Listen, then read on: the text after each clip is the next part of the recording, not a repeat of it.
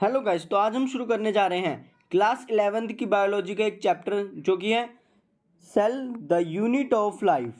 ठीक है गाइस, तो जैसा कि हम जानते हैं कि चाहे सिंगल सेल हो और चाहे मल्टी सेलुलर ऑर्गेनिज्म हो, दोनों ही सेल से मिलके बने हुए हैं। इसीलिए गाइस स्लाइड में पहली जो लाइन लिखी हुई है वो लिखी हुई है all living organism possess life. ठीक है, सारे लिविंग ऑर्गेनिज्म में लाइफ है और वो made up of basic unit structure called cell.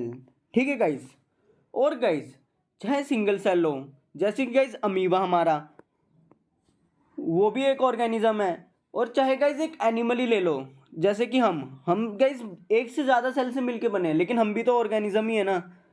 ठीक है गाइस, और गाइस जो थर्ड पॉइंट है, accordingly there are two types of organism. ठीक है गाइस, पहले हैं गाइस यूनिसेलुलर ऑर्गेनिज्म।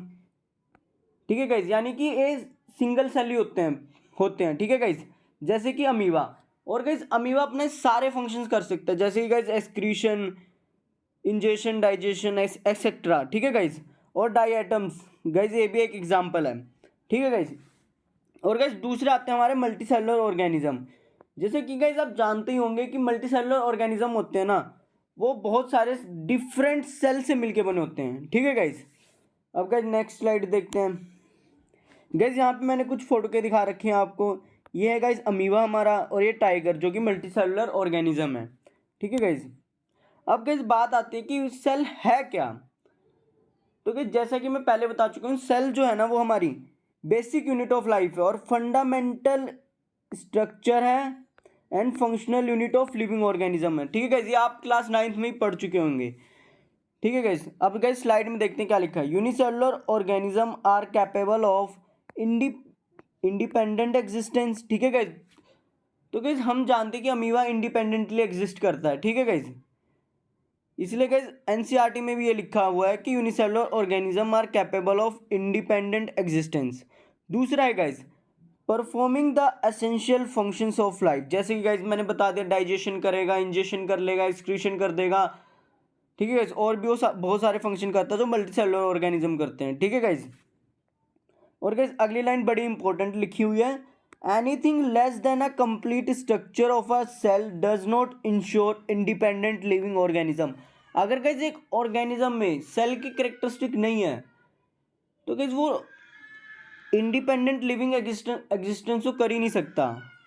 ठीक है गाइस, जैसा कि हम जानते हैं कि वायरस जो होता है ना, वो एक सेल, मतलब वो एक सेल नहीं है, क्योंकि वो हमारी जो 5 किंगडम क्लासिफिकेशन है उसमें भी नहीं आता। ठीक है गाइस, और गाइस यहाँ पे कुछ इंपॉर्टेंट लोगों के नाम दे रखे हैं जो कि बहुत इंपॉर्टेंट है। पहले हैं गाइस रॉबर्ट हुक, जो जिनके बारे में हमने क्लास 9th में ही पढ़ा है, और हमने वहाँ पढ़ा था कि इन्होंने सेल की डिस्कवरी की थी सबसे पहले। लेकिन गाइस इन्होंने जो डिस्कवरी की थी वो डेड सेल की थी। ठीक है गाइस, ये हमें याद रखना है। तो गाइस अब सवाल आता है कि लिविंग सेल की किसने की थी। तो गाइस लिविंग सेल की डिस्कवरी की थी एंटोन वॉन लियोन होक ने। ठीक है गाइस, इन्होंने गाइस लिविंग सेल की थी। अब गाइस जो सेल के अंदर न्यूक्लियस है उसको डिस्कवर किया था रॉबर्ट ब्राउन ने।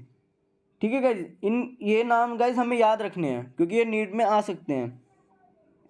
नेक्स्ट गाइज ये आज के लेक्चर से कुछ क्वेश्चन है जिसका आंसर आपने मुझे कमेंट में देना है। और गाइज थैंक यू गाइज, मिलते हैं नेक्स्ट वीडियो में आपसे।